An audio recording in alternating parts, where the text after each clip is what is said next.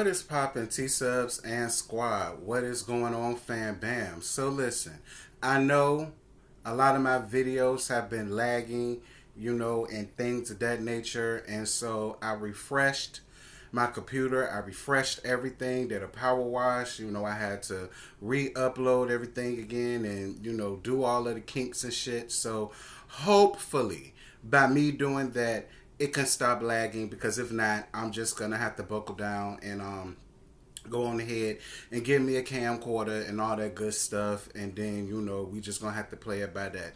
So hopefully I don't have to do all of that, because now this entire situation will get better. So, I normally give it to y'all the night before, but y'all, I was just over it. I really didn't feel like, sitting up under these hot ass lights and all that good stuff. That's to give y'all If Loving You Was Wrong, season 4, episode 9, The Great Escape. Y'all already know the formalities. I'm gonna have them scroll right down here at the bottom so y'all can go on ahead and get y'all lives with that. So the episode starts off with Natalie busting all up at Kelly's house, listening to trifling Eddie. She hears Terrell and Leslie in there having sex, and she goes ballistic, thinking that it's Lucian.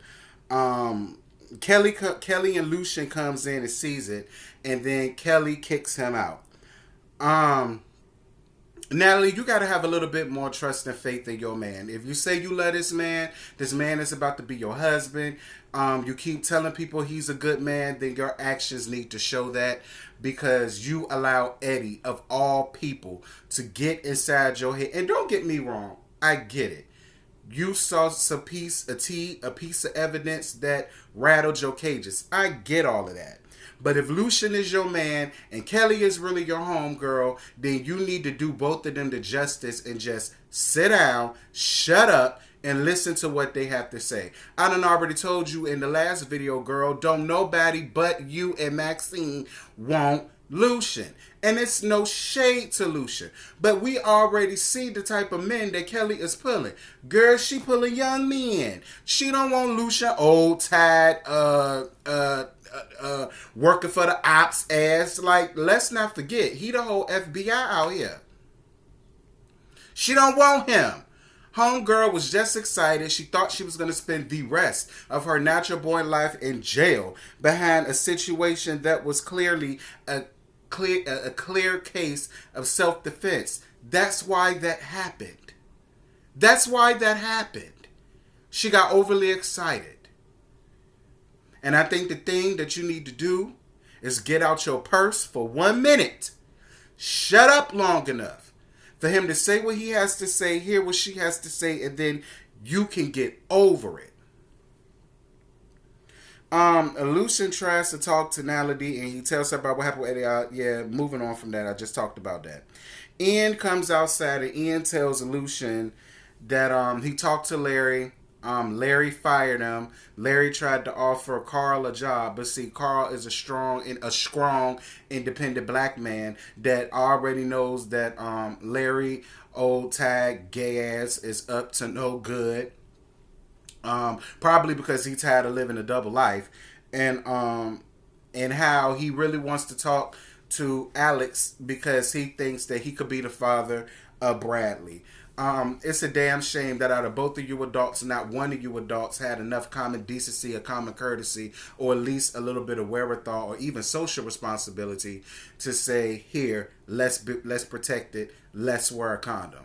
I mean, I don't get that. And then you're supposed to be a grown, rusty ass man, a lawyer and attorney at that. Didn't your mama teach you anything? So you don't walk around here getting trapped and caught up. Now you really could be the father of this baby, but listen, you're going to have to deal with Brad. And I hope you're prepared for that.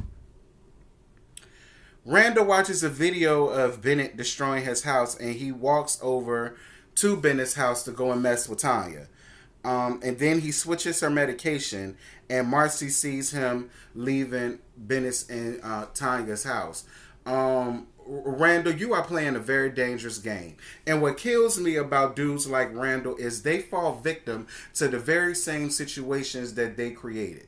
You know, considering the fact that you're supposed to be a psychiatrist, I mean, people are expecting you to have some type of moral high ground. But I'm starting to believe that you need to go lay down on somebody nasty leather couch, or at the very least, go on ahead and check yourself into a mental institution for 30 days, because there's something mentally wrong with him that he constantly goes out looking for trouble.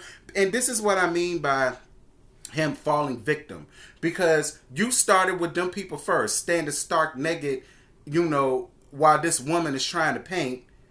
I mean, you caused that man. Like, what do you listen? Just because you don't give a flying hot damn about your wife, don't mean every man feels the same way that you do. There are some men out here who love and respect and cherish their wives. So of course he was gonna dig in your ass.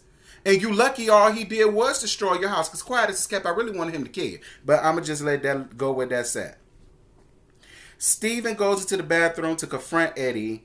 Girl, he had put a car battery or something, hooked it up to the door handle so Eddie couldn't leave. And then, you know, Eddie's talking about he'll tell his daughter whatever he wants to, and then he pulls out a gun on Steven, and Steven was so unbothered by the gun. Steven could care less about the damn gun, which made me feel like he probably already had a plan for that, because Eddie is very predictable.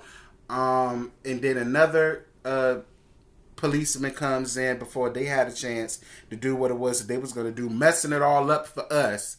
And so then when Eddie left out, Larry was out there waiting for him to collect the money that he stole from him. And he said he spent that money up his nose and on dusty ass whores. And, you know, he made a call, talk about something, do it. And he kept asking Eddie, are you sure there isn't anything in this life that you love the most? And he said, you already know me. I love me, myself, and I. Yeah, okay. Alex is still at the cowboy bar, and the bartender encouraged her to go back home, and he then introduces her to crack, cocaine, booger sugar, the white girl, Christina Aguilera. Listen, at this point, Alex is way too far gone, and, you know, anybody can introduce you to anything, but you're the one who's solely responsible for taking it. So, you know, whatever it is that Alex is looking for, you know, I really hope it's worth her sanity, her kids, and her life. But whatever. Marcy makes dinner for Brad and the kids. Ian comes over to talk to Alex, but Brad questions him about whether or not he's the father of Bradley. Let me tell you something. I love me some Brad. Brad was like, wait a minute, bruh. Hold on. He said, because I thought you looked familiar. And then he went down to the damn website that she was on looking to turn some tricks, and then he was reading off the messages. And one thing, Ian, did he say you said that you had a 7-inch Ian? Let me tell you something. Y'all know I'm a size queen. I don't want a 7 nothing unless it's a hot dog, a blow pop, a lollipop, you know, the freeze pops or something like that. Because if you talk about a 7-inch dick, child, I don't want you. And ain't that always the case? It's always the fine ass men that got the teeny tiny itty bitty ooh-wah achimini, you know, type of girl. But listen, she white, and just the fact of alone about him being black, she was all here for it. Because won't no real sister put her family in jeopardy for no little ass cock. That's one thing about it.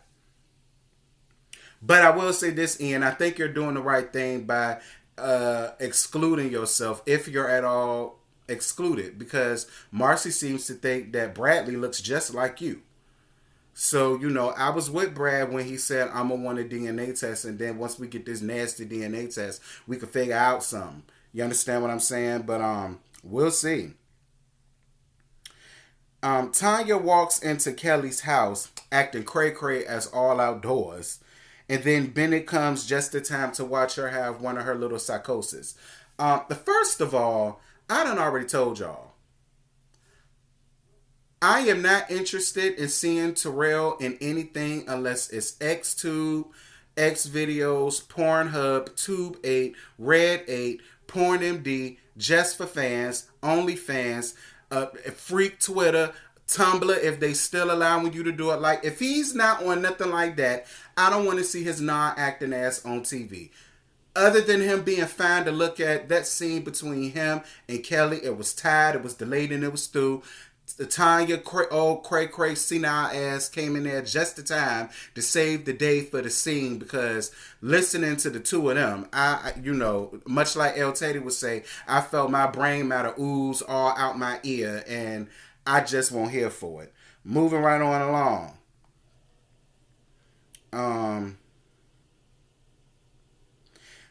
Steven called to check on Esperanza and Mika. She goes in to check on Mika, and she hears her screaming because Larry had that little girl kidnapped. And that was the end of the episode. I will say this.